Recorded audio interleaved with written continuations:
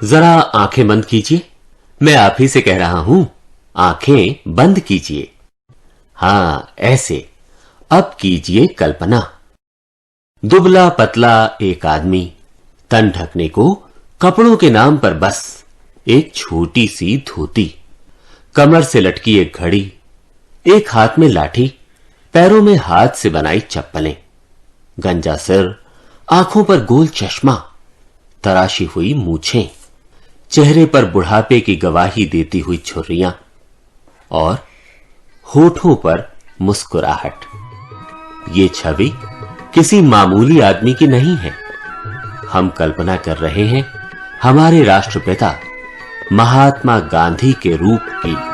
वैष्णव जन तो खेने कहिए जे, पीड़ पराई जाने रे।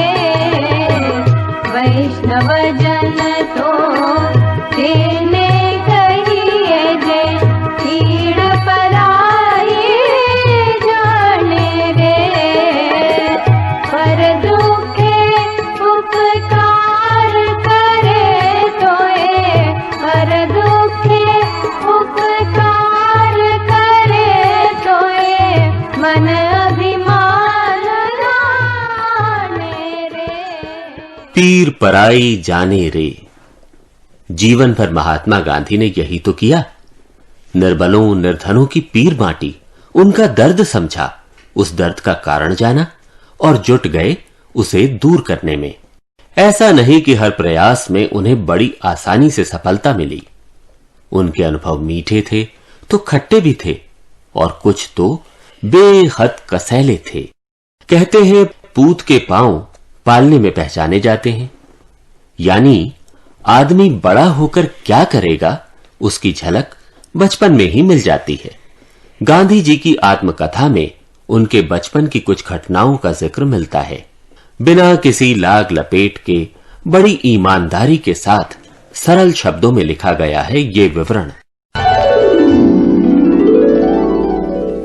महात्मा गांधी को सब आदर से बापू कहते हैं, लेकिन उनका असली नाम बापू नहीं था।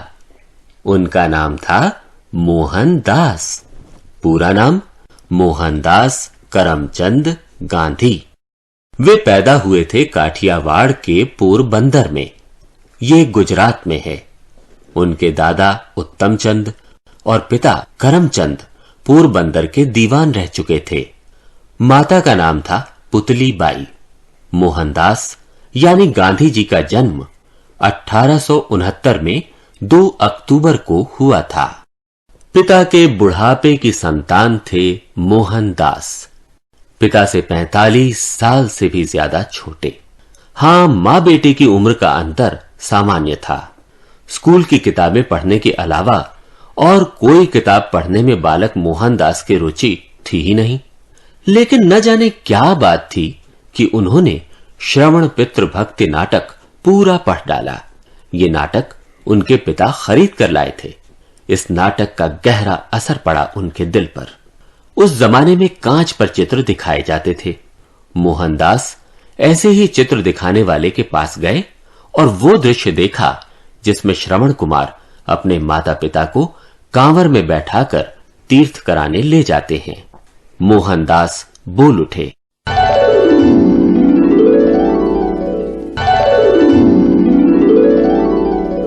आहा, कितना सुंदर दृश्य है। ये श्रवण कुमार हैं। इनके कंधे पर कावड़ है। एक तरफ इनके पिता बैठे हैं, दूसरी तरफ इनकी माता। कितनी सेवा करते थे श्रवण कुमार अपने माता पिता की। मुझे भी श्रवण कुमार जैसा बनना चाहिए। एक और नाटक की जबरदस्त छाप पड़ी गांधी जी के बाल हृदय पर, इतनी गहरी कि उनके वश में होता तो वे उस नाटक को बार बार देखते। खैर, वे उस नाटक को बार बार तो नहीं देख पाए, मगर मन में वो नाटक उन्होंने सैकड़ों बार जरूर खेला। नाटक था हरिश्चंद्र। उन्हें हरिश्चंद्र के सपने आते। गांधी जी के बाल मन में एक ही धुन रहती, सब हरिश्चंद्र की तरह सत्यवादी क्यों नहीं हो सकते? जैसी मुसीबतें हरिश्चंद्र पर पड़ी, वैसी मुसीबतों को सहना और सत्य का पालन करना ही असली सत्य है। ईश्वर अल्लाह तेरो नाम, सबको सन्मति दे भगवान। ईश्वर अल्लाह तेरो नाम, सबको सन्मति दे भगवान। रघुपति राघव राजा राम, पतित पावन सीता। हरिश्चंद्र के दुख को याद करके मोहनदास बहुत रोए। जैसे जैसे उम्र बढ़ी, सच पर मोहनदास का विश्वास भी बढ़ता गया। दूसरों को सच बोलने का उपदेश देने से पहले उन्होंने खुद हमेशा सच बोलने की ठान ली। सोचो तो विश्वास नहीं होता, लेकिन चोटी का राजनेता होने के बावजूद गांधी जी ने झूठ का सहारा नहीं लिया। सच की जीत ही असली जीत है। भारत के राज चिन्ह को देखिए, लिखा है सत्यमेव जयते। बचपन में मोहनदास पोरबंदर की पाठशाला में पढ़ने गए। वे कुछ पहाड़े ही सीख पाए, और वो भी बड़ी मुश्किल से। राजकोट के हाई स्कूल में भी वे कोई खास जौहर नहीं दिखा पाए। जिम्नास्टिक्स, फुटबॉल और क्रिकेट जैसे खेलों में भाग लेने में उनकी कोई रुचि नहीं थी। लिखावट या हैंडराइटिंग को सुंदर बनाने पर वे ध्यान नहीं देते थे। शब्दों को रटकर याद करने में भी मोहनदास की दिलचस्पी नहीं थी। एक बार की बात है,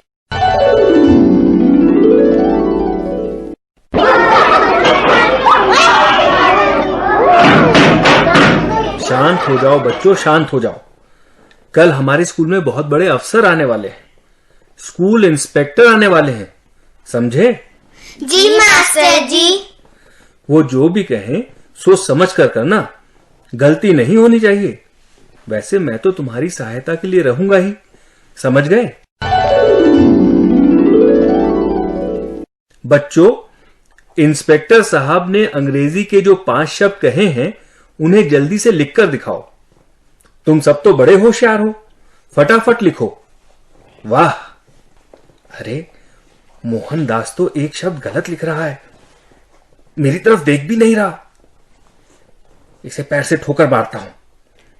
ये मेरी ओर देखेगा तो इशारे से बात बता दूंगा कि आगे वाले लड़के की नकल मारकर सही स्पेलिंग उतार ले। हाँ, यही ठीक रहेगा। अरे ये तो और ज्यादा झुक गया अपने काम पर, इधर उधर देखता ही नहीं। बाद में निपटूंगा इससे। क्यों मोहनदास, तुम तो बड़े बेवकूफ निकले, स्पेलिंग गलत लिख डाली। मैंने तुम्हें इशारा भी किया कि दूसरे की पट्टी से नकल मारकर सही स्पेलिंग लिख लो, पर तुम तो ना जाने किस दुनिया में खोए हुए थे। क्या सोच रहे थे? मास्टर जी, मैं ये सोच रहा था कि आप ये देख रहे हैं कि हम एक दूसरे की नकल ना करें। शिक्षक के आग्रह के बावजूद मोहनदास ने नकल नहीं की। बात बड़ी अजीब लगती है। मोहनदास ने उस शिक्षक के प्रति अपना आदर भी कम नहीं किया। बड़ों के दोष न देखने का गुण उनमें नैसर्गिक तौर पर था।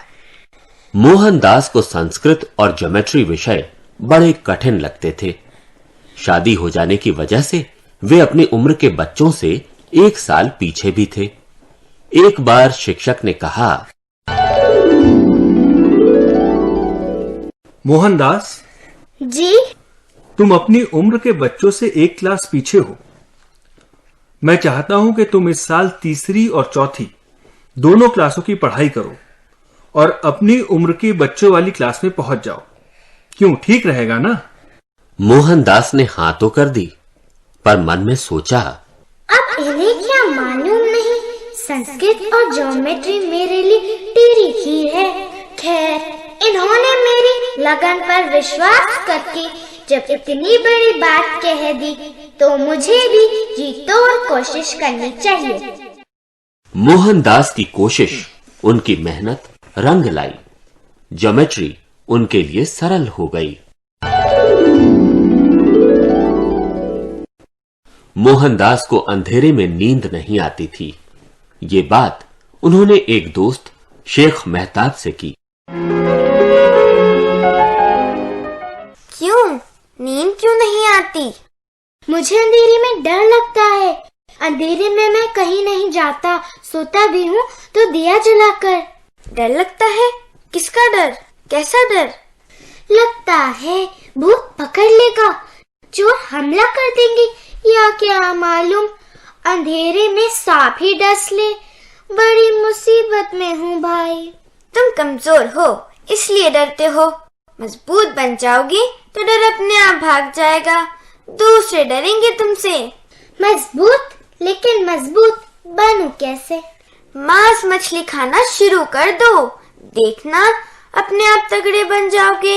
अंग्रेजों को देखते हो, वो नारा सुना है, Behold the mighty Englishman, he rules the Indian small, because being a meat eater, he is 5 cubits tall. सुना तो है, लेकिन मैं वैष्णव हूँ। हमारे यहाँ मांस मछली नहीं खाते।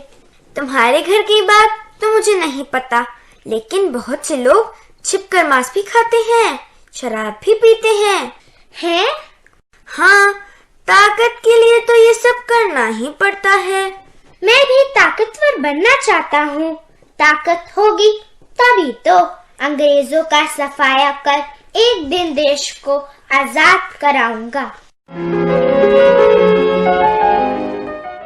तगड़ा बनने की धुन में मोहनदास ने कभी कभी मांस खाना शुरू कर दिया, लेकिन छिपकर।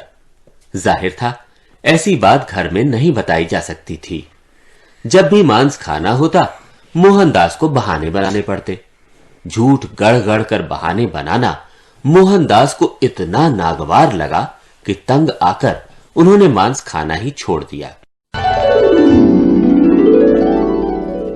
आइए गांधी जी के भाई बहनों के बारे में कुछ बात की जाए। उनकी बहन का नाम था रलियत बेन। भाई दो थे, लक्ष्मीदास और करसनदास। मोहनदास को अहिंसा की प्रेरणा बड़े मार्मिक अनुभव से मिली। उनके बड़े भाई पर कर्ज चढ़ गया था। मोहनदास सोचने लगे, भाई की मदद कैसे की जाए। भैया पर कर्ज चढ़ गया है, वो भी कोई छोटा मोटा नहीं, पूरे 25 रुपए का। अब इसे उतारा कैसे जाए? बस एक ही तरकीब समझ में आती है। उनके हाथ में सोने का कड़ा है, काफी भारी कड़ा। उस कड़े में से अगर 1 तोला सोना काट कर बेच दिया जाए तो कर्ज भी अदा हो जाएगा और भैया की परेशानी भी दूर हो जाएगी। मोहनदास ने कड़े से कुछ सोना निकलवाकर बेच दिया। जो पैसे मिले उनसे कर्ज अदा करवा दिया। किसी को पता नहीं चला, पर थी तो ये चोरी। मोहनदास को इस चोरी का गहरा मलाल हुआ। उफ, मैं ये क्या कर बैठा?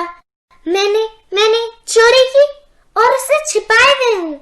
मुझे पिताजी को सब कुछ बता देना चाहिए, सब कुछ।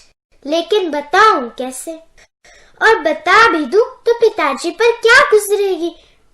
पीटेंगे? नहीं, वे तो नहीं पीटते, लेकिन दुखी बहुत होएंगे। शायद अपना सिर ही पीट लें।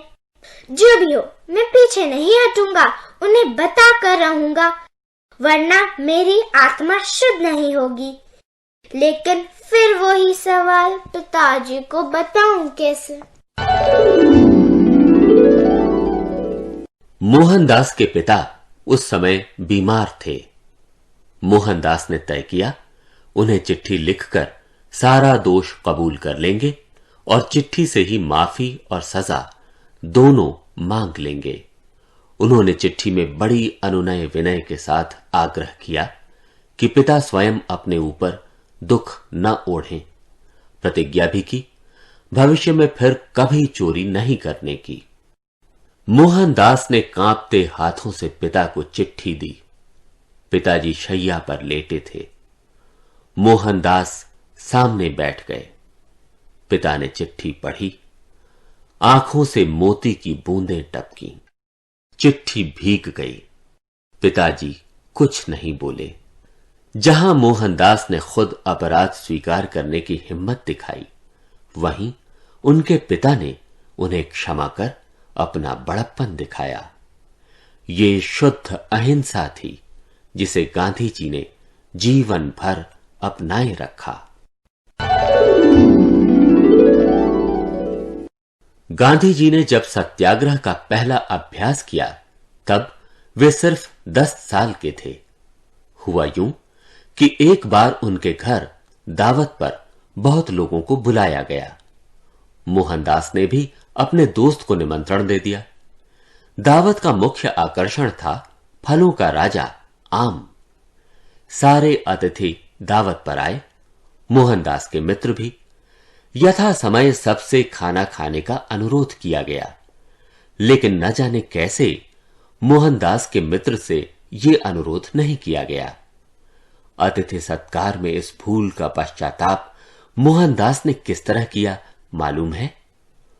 उन्होंने उस पूरे मौसम में अपने प्रिय फल आम को चखा तक नहीं। उनके पिता और मित्र समझाते ही रह गए। मोहनदास के पिता की लंबी बीमारी के दौरान उन्हें रामचरितमानस का पाठ सुनाया जाता। मोहनदास की रुचि सभी धर्मों की पुस्तकों में हो गई, लेकिन गांधी जी का प्रिय भजन था रघुपति राघव राजा राम। रघुपति राघव राजा राम, पतित पावन सीताराम। रघुपति राघव राजा राम, पतित पावन सीताराम। रघुपति राघव राजा राम, पतित पावन सीताराम। रघुपति राघव राजा राम। गौर किया जाए तो बचपन में गांधी जी न तो पढ़ाई लिखाई में तेज थे न खेलकूद में। फिर वो कौन सी बात थी जिसके बल पर वे इतने महान हो गए कि भारत ही नहीं सारी दुनिया में उनका नाम आज भी बड़ी श्रद्धा के साथ लिया जाता है।